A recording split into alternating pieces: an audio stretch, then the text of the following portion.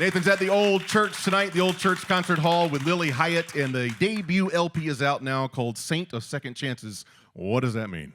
Are you the saint? Yeah, well, maybe. I don't know. And do you feel like this is a second chance? What's happening in your life right now? Yeah, well, I mean, this is like my fourth.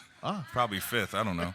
I've had a lot of musical lives, so it's like, being mostly in blues bands growing up, and then like being a guitar for hire for like, hip hop and rock bands, blues bands. Didn't really matter as long as they needed a guitar and they had money. I would be there. Somebody told me you started playing in Chicago blues clubs when you were like 14. That's right. Yeah. That takes guts. Yeah. How long had you been playing guitar at that point? Like 2 years. Good golly.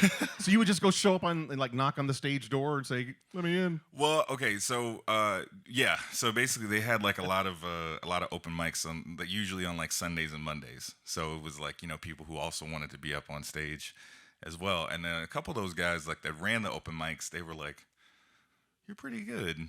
And I was like, "Really?" And I was like, "Yeah, you got something." I was like, "Oh, all right." And they were like, "Well, what about Friday night? Can you come and play?" And I'm like, "Well, I'm 14." Yeah, were you supposed to be in there? No. Okay. They said, "Sit there and you don't move." And also my parents came with me a lot of times. So now I know some of your musical inspiration came from your parents. Are they musicians or just big fans of music? They're just big fans of music. Okay. Yeah. So how old were you when you first started playing guitar? About 12. Yeah, about 12 years old. Yeah. And it was blues that attracted you. Is that right? No, actually. Exactly. Yeah. Well, no. Okay, so yeah, it was essentially blues. But I remember, I would listen to. I actually went to the Taste Chicago. And there was a band playing there, and they were I think they were playing like the Santana sort of thing. And I saw this guy with a blue Les Paul.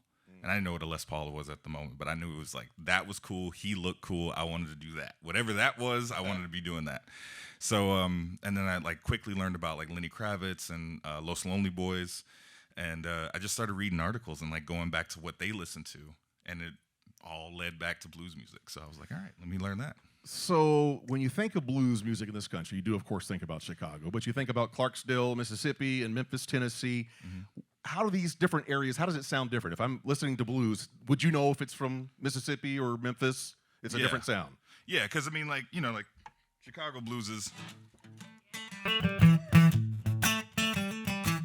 Right? That's Chicago blues. And then like Clarksdale is... A little more of a country twang almost. Right, so it's more like that. And then like Memphis blues is a little bit more, it has a little bit more like an R&B tinge to it. So it's more,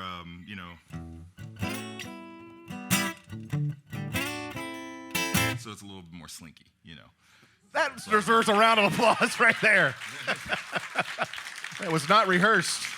So, are you trained professionally, classically? Did you take lessons when you were a kid to learn how to do this? I took some lessons, and I don't really say he kind of taught me how to play guitar through learning how to play songs. So I would learn how to play, like, I'd be like, how do I play, like, In Memory of Elizabeth Reed? And he was like, cool, I'll teach you how to play that, and I'll tell you why that's cool.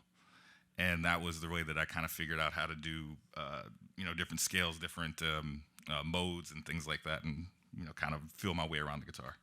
You're super talented. My last question for you, Nathan. You said, I'm going to read it so I get it right. You said in an interview recently, talking about Chicago blues, that you could hear a musician destroy your life in just one note. First of all, what's the note so we can avoid it?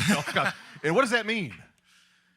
I mean, because it's like I could do, right? You can do all that, right? Yeah. But it doesn't hit you as much as.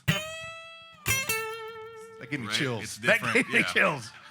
I get it now. Yeah. All right. One more time for Nathan Graham. Thank you, Nathan, for being here. Thank you.